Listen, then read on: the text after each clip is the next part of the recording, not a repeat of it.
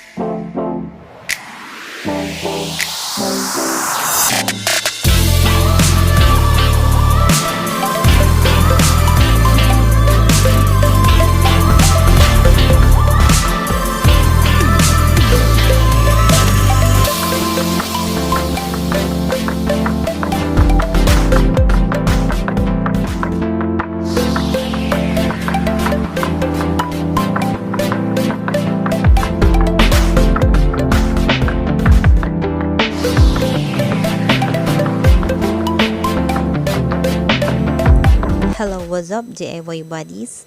Sa video na ito, ipapakita ko kung paano tayo magbabayad ng ating bills through Shopee application and paano natin maa-apply yung discount.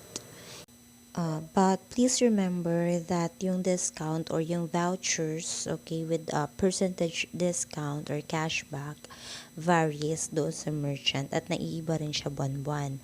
So, kailangan din talaga na matyaga kang mag-check. So, merong 15%, merong 50%, at meron ding 40% or 20%.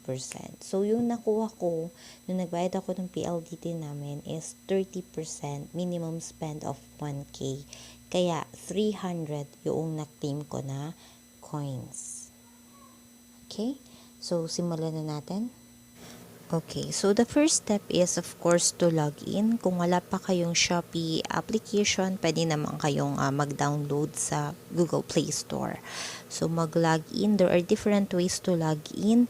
So ang gagamitin ko ay through my Facebook account.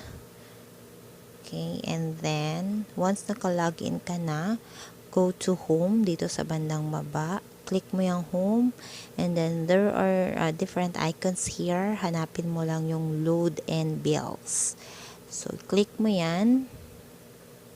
Okay, and dyan ka rin pwedeng bumili ng mobile load.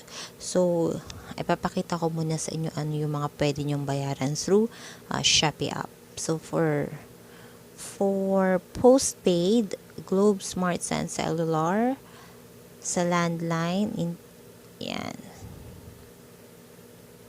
Yan yung mga pwede mong gamitin. And this one, sa TV cable, ang mga available ay ito. Okay, kung isa dyan yung pwede nyo dyan na kayo magbayad. For electricity, Meralco, kuryente load, pwede rin, and postpaid. So, kung yung monthly bills yung dumaring sa Meralco, use postpaid. And then water, yan, marami dyan. Maynilad, marami dyan. And then toll, pwede ka rin ito mag-load ng auto sweep mo and easy trip. Government services, NBI pa lang yung meron. And then loans, home credit, yung mga yan. Makikita nyo. And then credit card, BPI, Metrobank, and RCBC pa lang yung meron. And then insurance, you can also pay your insurance here. Okay, so sa atin, ang gagawin natin ay water. Magbayad tayo. Kami ay Maynilad. So, i-click mo lang yung Maynilad and then enter kopya ko.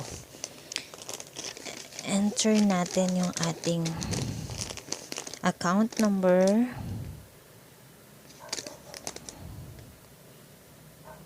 Nine.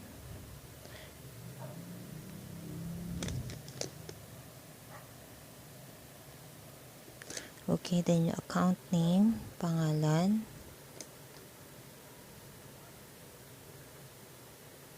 Okay, and then yung amount na babayaran.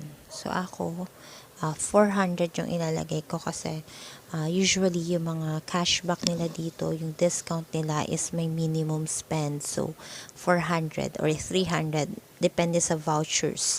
So, asan dyan yung voucher? Ito yung voucher. Okay, click mo lang yung 4 vouchers to choose from.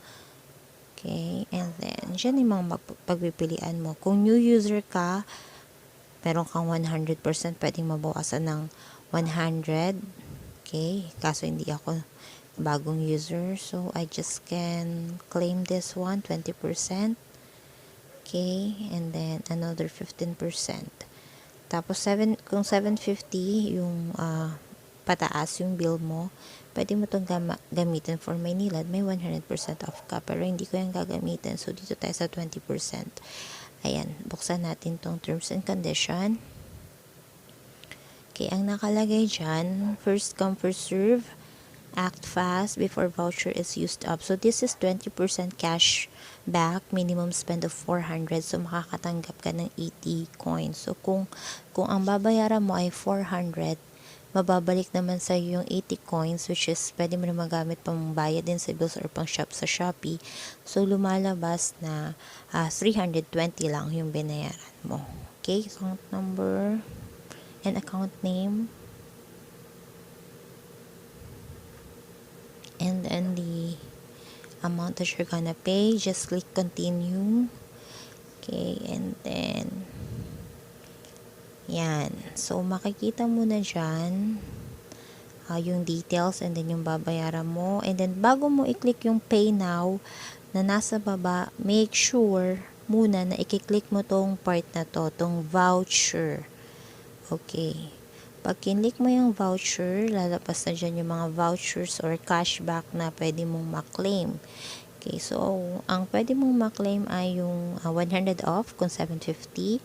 Since hindi naman 750 yung babayaran ko, so 400 lang, 20% cashback na lang yung i-click ko. Then, okay. So, makikita mo dyan, meron na siyang 80 coins. So, ibig sabihin, pag pay now, okay, magbabayad ka na. Kukuha siya kung maging pambayad mo is manggagaling from your Shopee Pay. So, kailangan may laman din yung Shopee Pay mo. Okay? Tapos, itong nasa baba, di ba sinabi ko, ibabalik sa yung 80. Halimbawa, itong 80 coins na to ibabalik to once the order or the payment is successful. So, mababalik lang yan dyan sa'yo. So, pwede mo rin magagamit yung coins na yun sa pagbayad ng bills or pag-shop. So, in this case, pwede daw ako mag-redeem ng 12 coins. So, pag kinlik ko to, mapapansin nyo na bawasan na yung pabayaran ko talaga. So, 388 lang. Pero ayoko magkumuha ng coins muna. Nag-iipon ako. So, yun lang. Pag pinainom nyo to, then, maglalagay lang kayo ng pin nyo, Shopee Pay pin, and then tuloy-tuloy na hanggang sa makabayad na kayo. Tapos, once na umokay na, nag-reflect na doon sa Maynilad, may lalabas dyan na order receive, i-click mo lang. Pag kinlik mo yun, automatic, makaklaim mo na itong 80 coins. Mapupunta na yan doon sa parang coin bank mo. Okay, so hindi ko siya itutuloy kasi wala pa kaming bill actually ng Maynilad. So, pinakita ko lang kung paano gamitin. Okay.